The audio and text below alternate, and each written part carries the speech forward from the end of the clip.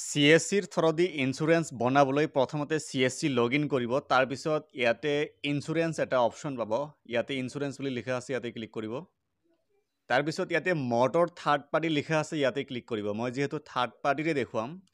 Motor third পাৰ্টিত click কৰি দিয়াৰ লগে লগে ইয়াতে ইঞ্চুৰেঞ্চ বনোৱা বহুত কেইটা কোম্পানী আহি যাব আৰু সাইডত চাব ক্লিক হিয়াৰ এনেকুৱা লিখা আছে কিন্তু আপুনি যদি নতুন CSC লৈছে ইঞ্চুৰেঞ্চৰ এক্সাম দিয়া নাই তেনে ক্ষেত্ৰত ইয়াতে আপুনি ইঞ্চুৰেঞ্চৰ বাবে এপ্লাই কৰিব নোৱাৰিব ঠিক আছে তো ইঞ্চুৰেঞ্চৰ এপ্লাই কৰিবলৈ ইঞ্চুৰেঞ্চ মানে এজেন্ট হ'বলৈ ইয়াতে এটা এক্সাম দিব লাগিব CSC INS এক্সাম মই এইটো ভিডিঅ'ত কমপ্লিট ডিটেইলছত আলোচনা কৰিছোঁ কেনেদৰে আপুনি CSCৰ থ্ৰদি ইঞ্চুৰেঞ্চ বনাব পাৰে কি CSC INS এক্সাম কেনেদৰে দিব লাগে তাৰপিছত আপোনালোকে কেনেদৰে ইঞ্চুৰেঞ্চ কৰিব পাৰিব কমপ্লিট ডিটেইলছত এইটো ভিডিঅ'ত আলোচনা কৰা আছে ভিডিঅ'ৰ ডেছক্ৰিপশ্যনত লিংক দিয়া থাকিব এইটো ভিডিঅ' চাই প্ৰথমতে আপোনালোকে CSC INS ৰেজিষ্ট্ৰেশ্যন কৰি ল'ব ঠিক আছে তাৰপিছতহে আপুনি ইঞ্চুৰেঞ্চৰ কাম কৰিব পাৰিব মোৰ যেহেতু অলৰেডি CSCৰ আণ্ডাৰত মই ইঞ্চুৰেঞ্চ এক্টিভ কৰিছোঁ গতিকে মই ইয়াতে ইঞ্চুৰেঞ্চ বনাই দেখুৱাম এতিয়া ইয়াতে বহুত কেইটা কোম্পানী আছে কিন্তু মই আজি আপোনালোকক ইফকো টকিঅ'ৰ সহায়ত ইঞ্চুৰেঞ্চ বনাই দেখুৱাম ইয়াতে আপুনি সাৰ্চ আইকন পাব ইয়াতে ইফকো টকিঅ' বুলি সাৰ্চ কৰিব ঠিক আছে IF লিখি দিলে আহি যায় ইফকো টকিঅ' জেনেৰেল ইঞ্চুৰেঞ্চ প্ৰথম যেটো অপশ্যন আছে ইয়াতে ক্লিক হিয়াৰত ক্লিক কৰিব তাৰপিছত লগইন উইথ ডিজিটেল সেৱা কানেক্ট তাৰপিছত ইয়াতে CSCৰ ইউজাৰ নেম পাছৱৰ্ড আৰু কেপচা ফিল আপ কৰি সাইন ইন কৰিব তাৰপিছত ইয়াতে দুটা অপশ্যন পাব এটা হৈছে মটৰ কম্প্ৰিহেনসিভ এটো হৈছে ফাৰ্স্ট পাৰ্টি আৰু সেকেন্ড হৈছে মটৰ থাৰ্ড পাৰ্টি মই থাৰ্ড পাৰ্টিয়ে কৰি দেখুৱাম ইয়াতে প্ৰথমতে আছে চাব টু হুইলাৰ আদাৰ কোম্পানী ৰিনিউৱেল যেটো অপশ্যন আছে ইয়াতে ক্লিক কৰিব তাৰপিছত গাড়ীৰ যেটো নাম্বাৰ হয় ইয়াতে ফিল আপ কৰিব ইয়াতে গাড়ীৰ নাম্বাৰটো টাইপ কৰি ইয়াতে ব্ল্যাঙ্ক ঠাইত ক্লিক কৰিব ব্ল্যাঙ্ক ঠাইত ক্লিক কৰি দিয়াৰ লগে লগে গাড়ীৰ যিখিনি ডিটেইলছ আছে গটেইখিনি একেবাৰে উঠাই ল'ব ঠিক আছে ইয়াতে গটেইখিনি আহি যাব যিখিনি ব্ল্যাঙ্ক থাকিব ইয়াতে ফিল আপ কৰিব লাগিব ব্ল্যাঙ্কৰ ভিতৰত ইয়াতে ইমেইল আইডি এটা দিব ইয়াতে মোবাইল নাম্বাৰ এটা দিব তাৰপিছত ইয়াতে সিলেক্ট প্ৰিভিয়াস ইনস্যুৰাৰ ইয়াতে যদি আগৰ ইনস্যুৰেঞ্চৰ আপুনি আগতে কি কোম্পানীৰ আণ্ডাৰত ইনস্যুৰেঞ্চ বনাইছিল থাকে ইয়াতে দিব পাৰে না থাকিলে এটো এনেকৈ ৰাখিব ঠিক আছে তাৰপিছত পলিসি এক্সপায়াৰ ডেট ইয়াতে যিকোনো এটা ডেট দি দিব ঠিক আছে যিকোনো ডেট দি দিলে হৈ যাব তাৰপিছত ইয়াতে প্ৰিভিয়াস পলিসি নাম্বাৰ এটো দিব নালাগে থাকিলে দিব পাৰে না থাকিলে নাই ঠিক আছে তাৰপিছত ইয়াতে ক্যালকুলেট বুলি লিখা আছে ক্যালকুলেট প্ৰিমিয়াম ইয়াতে ক্লিক কৰিব তাৰপিছত ইয়াতে কিমান টকা আপোনাৰ প্ৰিমিয়াম দিব লাগিব ইয়াতে শো কৰিব ইয়াতে আকৌ প্ৰসিডত ক্লিক কৰিব তাৰপিছত ইয়াতে চাব do you have valid DL ইয়াতে যিখিনি অপশ্যন আছে দুয়োটাই নো সিলেকশন কৰিব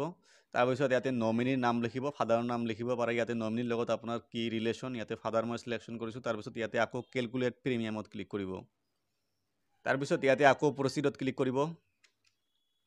তাৰপিছত ইয়াতে KYC কৰিব লাগিব ইয়াতে সিলেক্ট ক্লায়েন্ট টাইপ ইয়াতে আপুনি ইন্ডিভিজুয়াল যেটো অপশ্যন আছে এটো সিলেকশন কৰিব তাৰপিছত ইয়াতে ডকুমেন্টস আপুনি কি দিব বিচাৰিছে আধাৰ কাৰ্ড পান কাৰ্ড ইয়াতে সিলেকশন কৰিব আধাৰ কাৰ্ড দিলে ইয়াতে লাষ্টৰ আধাৰ কাৰ্ডৰ 4টা নম্বৰ ইয়াতে ফিল আপ কৰিব ইয়াতে আধাৰ কাৰ্ডৰ লাষ্টৰ 4টা নম্বৰ ফিল আপ কৰিব তাৰপিছত ইয়াতে date of birth fill up কৰিব তাৰপিছত ইয়াতে নাম লিখি দিব মানে আধাৰ কাৰ্ডত যি নাম আছে first name last name gender কি হয় ইয়াৰ পৰা সিলেকশন কৰি সাবমিটত ক্লিক কৰিব আধাৰ কাৰ্ডত অলপ প্ৰবলেম আহিছিলে গতিকে মই এবাৰ পান কাৰ্ড সিলেকশন কৰিছো পান কাৰ্ড সিলেকশন কৰাৰ পিছত ইয়াতে পান কাৰ্ডৰ নাম্বাৰটো দিব তাৰ পিছত date of birth fill up কৰি সাবমিটত ক্লিক কৰিব ঠিক আছে পান কাৰ্ড আধাৰ কাৰ্ড দুইটা লগত ৰাখিব সাবমিটত ক্লিক কৰি দিয়াৰ লগে লগে গটেইখিনি ডাটা আহি যায় কিন্তু কেতিয়াবা কি হয় নো সি KYC ৰেকৰ্ড ফাউণ্ড এনেকুৱা দেখাব পাৰে এনেকুৱা যদি দেখা ইয়াতে চাব ক্ৰিয়েট নিউ ৰেকৰ্ড বুলি লিখা আছে ইয়াতে ক্লিক কৰিব ঠিক আছে ইয়াতে ডিটেইলছ কাৰ ফিল আপ কৰিব যাৰ নামত বৰ্তমানে গাড়ীটো আছে তাৰে ডিটেইলছ ফিল আপ কৰিব লাগিব যিজন অনাৰ হয় ঠিক আছে ক্ৰিয়েট KYC ত ক্লিক কৰি দিয়াৰ লগে লগে প্ৰথমতে ইয়াতে ৰিলেশন ফাদাৰ সিলেকশন কৰিব তাৰ পিছত ইয়াতে ফাদাৰৰ নেম লিখিব ফাদাৰৰ ফাৰ্স্ট নেম লাষ্ট নেম ইয়াতে ৰিপিট লিখিব লাগিব জেন্ডাৰ কি হয় ডেট অফ বাৰ্থ কি তাৰ পিছত আইডেন্টিটি প্ৰুফ ইয়াতে আপুনি কি দিব বিচাৰিছে ইয়াতে আধাৰ কাৰ্ড পান কাৰ্ড অপশ্যন পাব তাৰ পিছত ইয়াতে আধাৰ কাৰ্ড বা পান কাৰ্ডৰ নাম্বাৰটো ফিল আপ কৰিব তাৰ পিছত আইডেন্টিটি প্ৰুফ ইয়াতে যি ডকুমেন্টস ফিল আপ কৰিব ইয়াতে আপোনাক আপলোড কৰিব লাগিব ঠিক আছে আৰু ইয়াতে এটা ফটো আপলোড কৰিব লাগিব তাৰপিছত গাড়ীৰ অনাৰৰ ইয়াতে এড্ৰেছ লিখিব পিন কোড লিখিব লোকালিটি ইয়াতে টাউন বা ভিলেজ সিলেকশন কৰিব সিটি কি হয় ষ্টেট কি হয় এড্ৰেছ প্ৰুফ আপুনি কি দিব ইয়াতে আপলোড কৰি দিব ঠিক আছে ডকুমেন্টছৰ নাম্বাৰটো ইয়াতে লিখি দিব তাৰপিছত ইয়াতে চুজ ফাইলত ক্লিক কৰি আপলোড কৰিব ইয়াতে ডকুমেণ্টছ আপোনালোকে 500 কেবিৰ ভিতৰত আপলোড কৰিব, জেপিজি PDF আপুনি আপলোড কৰিব পাৰিব, ঠিক আছে। এই গোটেইখিনি ডাটা ফিল আপ কৰাৰ পিছত ইয়াতে ছাবমিটত ক্লিক কৰিব। তাৰপিছত ইয়াতে বাই অনলাইন অপশ্যন পাব, ইয়াতে প্ৰিমিয়ামটো দেখুৱাব, ইয়াতে বাই অনলাইন অপশ্যনত ক্লিক কৰিব। বাই অনলাইনত ক্লিক কৰি দিয়াৰ লগে লগে ইয়াতে CSCৰ পাছৱৰ্ড খুজিব। তাৰ আগতে ইয়াতে চাওক চেল এমাউণ্ট কিমান আছে, ইয়াতে 1111 টকা আছে আৰু ৱালেটৰ পৰা কাট হ'ব 1483 টকা, ঠিক আছে। আপুনি ইমানখিনি কমিশ্যন পাব।